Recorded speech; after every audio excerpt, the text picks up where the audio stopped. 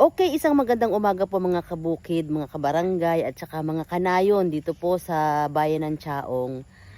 Kung nakikita po ninyo nasa aking likuran ay isang sapa. Ayan po, isang sapa sa likod po bahagi ng aming bahay.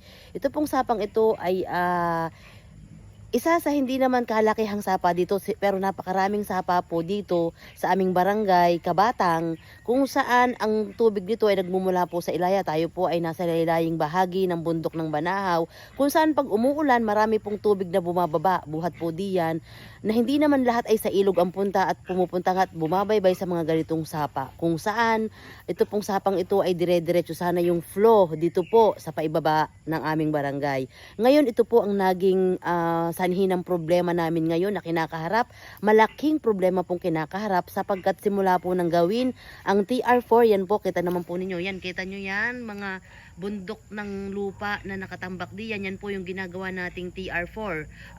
I'm sorry pero hindi ko masyadong ang ibig sabihin ng TR4. Yan po na nasanggahan po nila kung saan hindi nila inuna ang paggawa ng kanal, na alam naman nilang tayo nasa panahon ng tag-ulan at posible talaga at anytime ay pwedeng bumaha basta bumagsak yung ulan na tulad po nito, na ang naging problema po namin tuwing babaha ang tubig pong ito, yan po ay mahupana kasi wala na pong ulan. Pag po yan ay bumuhos naman ang ulan, napakalaki po ng volume niyan na siyang nasanggahan po ng mga nakatambak na lupang ito nga. Diyan po sa kahabaan ng ginagawang TR4 na ito ay hindi lamang po problema ng aming barangay. Ito ay problema ng maraming barangay na ngayon ay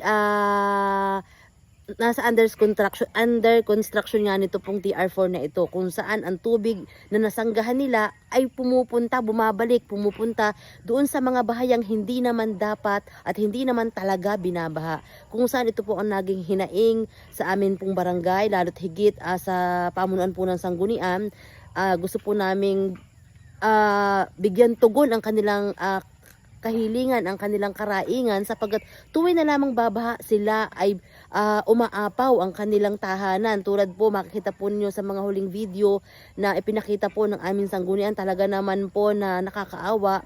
Yung dating wala naman silang sila nakakatulog na mahimbing pag pumapatak ang ulan, sila ay panatag, pero ngayon basta ganito nakulimlim, sila ay kabado na at itinataas na ang mga kagamitan.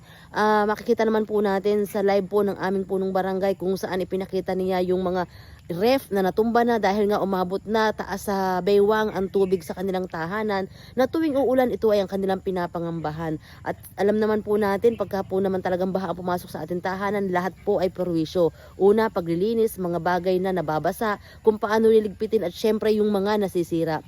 So ang amin lang naman po sanang hinaing sa mga tamang kinauukulan kung sino ba ang dapat managot, kung sino ba ang dapat mag-ayos, na dapat sana noon pa na nila sinimulan, na dapat inuna nila ang paggawa ng kanal na daanan ng mga tubig na tulad nito, kung saan hindi po ito iisang sapa. Bawat barangay po alam namin ganito ang hinaing. Yung mga dating hindi binabahang lugar, ngayon po basta pumatak ang ulan, ito na ang nagiging suliranin. Ang barangay naman po hindi ganun kalakihan ang mga pondo at hindi na paglalaanan yung mga ganitong proyekto. Kaya nga po ang hinihiling namin dito po sa gumagawa ng TR4 at sa kumpanya, kung sino man kinauukulan, na dapat po sanang tumugon sa mga suliranin ito. Isa lang po, bigyan po ninyo ng daan, unahin po ninyo ang kanal na daanan ng tubig, baha na buhat sa mga sapa, upang nang sa ganon hindi po tayo mamroblema at ang ating mamamayan ay hindi makaramdam na parabang ating pinabayaan. Sabi nga, totoong sa bawat pag-unlad ng anumang lugar, bawat barangay, bawat bayan ay may mga nasasakripisyo, pero may iwasan po ito kung may isasaayos ng tama ang mga proyektong ating ipinatutupad.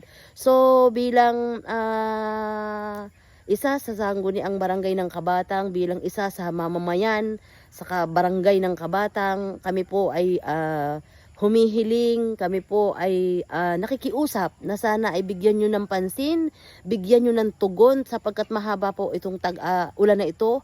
Alam po namin, batid namin ang pangamba ng bawat may mga tahanan na tuwi na lang didiklim na tulad nito, na tingin po natin ay talagang sa maghapong ito ay ibabagsak ulit ang ulan. Ay maawa na po kayo, ito po ay kaya naman nating solusyonan kung talagang inyong paglalaanan ng panahon at inyong pag-iisipang mabuti. So muli po, ayan po kanal lang po ang kailangan yan. Sana bago ninyo po yan unahin ang ibabaw, unahin nyo po muna yung mga dadaan ng iyan ng tubig baha na kung saan inyong sinanggahan. Kaya naman po, muli po, bawat sa kinaukulan, kung kanino man, kung sino man ang dapat na managot o sino man ang dapat na mamahala, dapat na mamahala sa proyekto ng kanal, sana naman po ay inyong ikonsidera ang pakiusap ng mga bawat barangay, ng bawat mamamayan na naaapektuhan ng inyo pong proyekto. Muli, isa pong magandang umaga.